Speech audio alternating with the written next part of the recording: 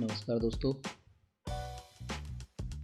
चलिए crypto currency की जो बेसिक जानकारी है, जो एक न्यू बिगिनर के लिए जितनी जो चीज़ें हमें चाहिए होती हैं, क्या क्या चीज़ें कैसे कैसे चीज़ें होती हैं, कैसे काम करती हैं, उन सब चीज़ों को इस वीडियो में देखेंगे। मैं एक न्यू सीरीज़ है जो इसको स्टार्ट कर रहा हूँ। इसमें बेसिक टूल्स हैं, बेसिक जो क्रिप्टो करेंसीज है उनके बारे में जानकारी होगी। क्या क्या एप्लीकेशंस हमें यूज़फुल हैं जो हमें जानने के लिए, मतलब बेसिक अगर कोई लर्नर स्टार्ट करता है क्रिप्टो वगैरह में कोई चीज़ इन्वेस्टमेंट करना, तो उसको क्या क्या चीज़ें जाननी होनी चाहिए, कैसे कैसे करके स्टेप बाय स्टेप चीज़ों को आप सीख सकते हैं, वो सब चीज़ें हम इसमें डिस्कस करेंगे। तो अभी इस वीडियो में जो ये फर्स्ट पार्ट होगा, धीरे धीरे करके और भी जैसे वीडियोज़ आएंगे इसके ऊपर, है ना। तो सब चीज़ों को आगे हम देखेंगे कैसे क्या कुछ है, ठीक है। तो चलिए इसको अपन स्टार्ट करते हैं। फर्स्ट वीडियो में देखो बेसिक टूल्स जो हमें क्रिप्टो ट्रेडिंग के लिए जो ज़रूरत है वो, तो ये सब चीज़ें हैं। देखिए क्रिप्टो करेंसी बेसिकली क्या है कि आपको ये इसमें इन्वेस्टमेंट या इसमें कुछ भी आपको बाय सेल करने से पहले आपको इस चीज़ का पता होना चाहिए कि भाई ये काफ़ी रिस्की है।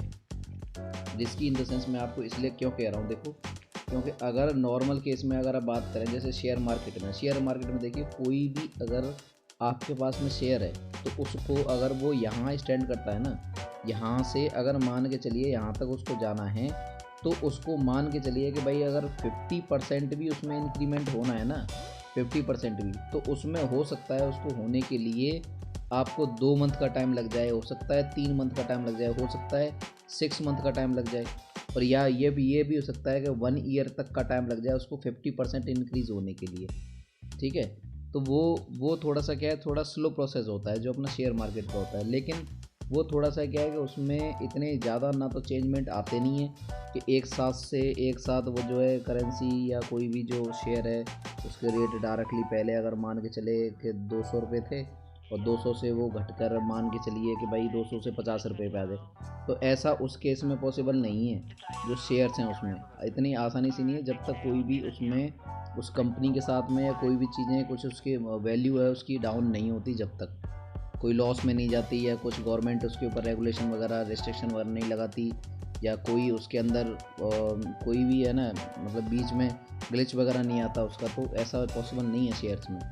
लेकिन क्रिप्टो में ये बिल्कुल पॉसिबल है कि अगर आपने 1000 रुपये आज इन्वेस्ट किए हैं और आपने सही कॉइन अगर आपने चूज़ नहीं किया है, तो आपके 1000 रुपये ये 10 रुपये में कन्वर्ट हो सकते हैं, बिल्कुल पूरे चांस हैं, ठीक है। तो सबसे पहले तो आप शेयर को, जो अपनी चीज़ें हैं शेयर मार्केट की, उनको आप अलग रखें और इसको अलग रखें, ठीक है।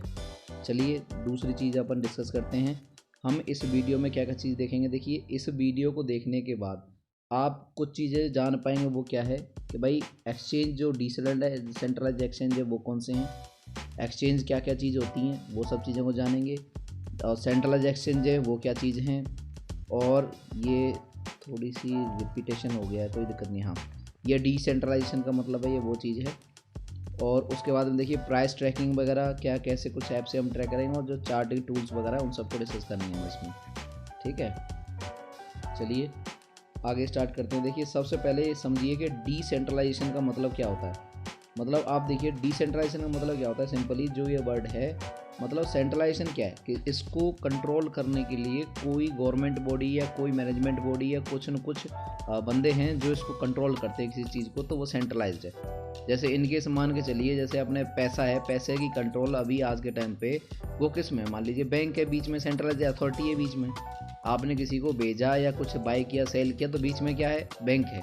बैंक के थ्रू ही आप ट्रांजैक्शन करते हैं ऑनलाइन, कुछ पेटीएम या कुछ भी करें, तो वो है सेंट्रलाइज।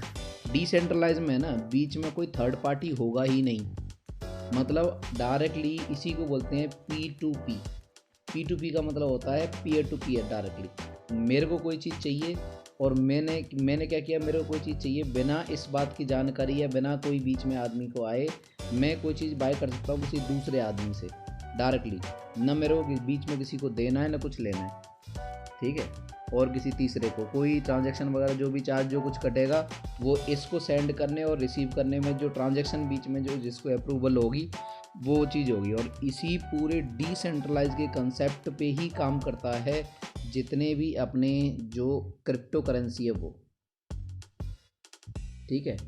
ये पूरी डिसेंट्रलाइजेशन के फंडामेंटल पे काम करती हैं पूरी सब चीज़ें, ठीक है। तो ये हुआ देखिए डिसेंट्रलाइजेशन का मतलब जो आपको जानना चाहिए। देखो हर एक क्रिप्टो करेंसी का मतलब ही बनाई क्यों गई है, क्योंकि डिसेंट्रलाइज करना है सब चीज़ों को।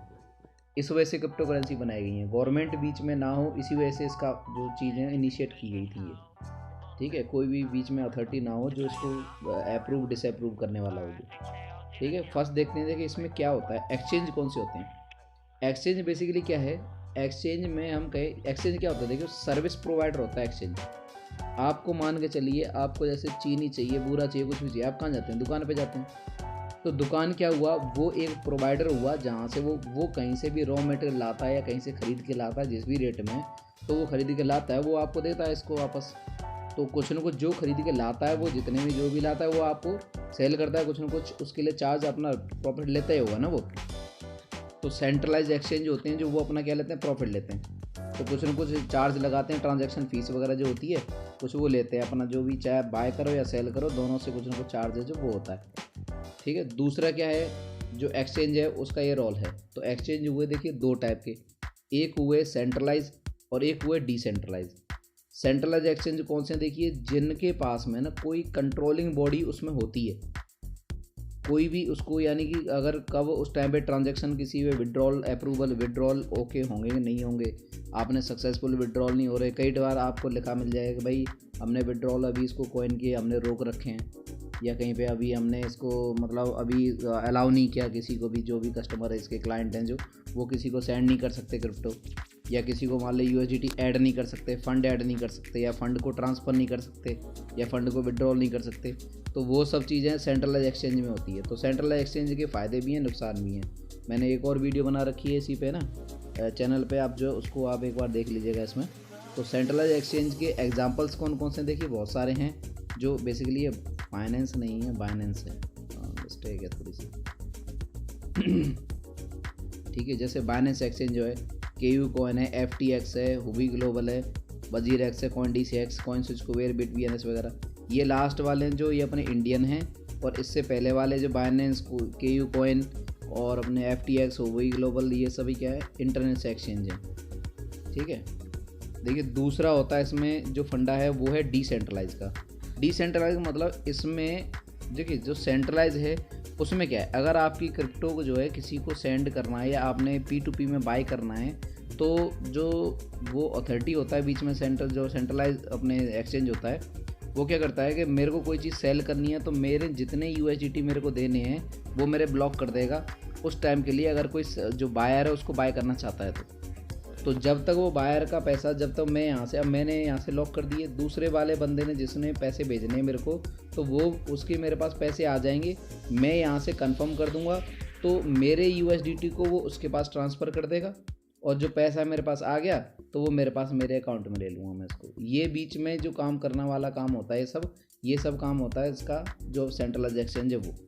तो इसमें क्या है, अगर कोई गलती से कुछ भी ऐसा हो आपका, अगर मान लो आपका ये ID पासवर्ड से ओपन नहीं हो रहा या कुछ आप पासवर्ड भूल गए, तो इसको आप रिकवर कर सकते हो, यानी बीच में कस्टमर केयर हेल्प वगैरह सपोर्ट वगैरह आपको मिल जाती है सेंट्रलाइज में। डिसेंट्रलाइज में ऐसा कुछ भी नहीं है। अगर आपसे गलत ट्रांजैक्शन हो गई, किसी के पास आपने भेज दिया गलती से, किसी दूसरे एड्रेस पे भेज दिया, तो अब जो दोनों चीज़ें हैं ना पूरा डिसेंट्रलाइज होता है, ठीक है।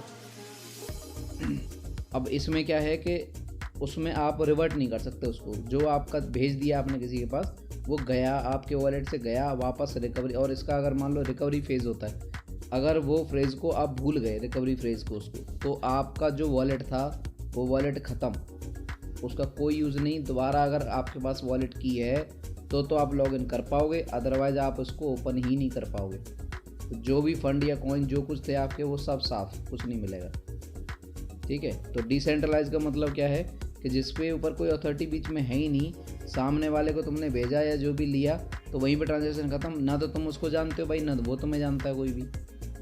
तो एक कोड होता है, वो कोड के अकॉर्डिंग ही ट्रांसफ़र करते हैं, उसके अकॉर्डिंग ही आप लेते हैं, एड्रेस वही होता है, ठीक है।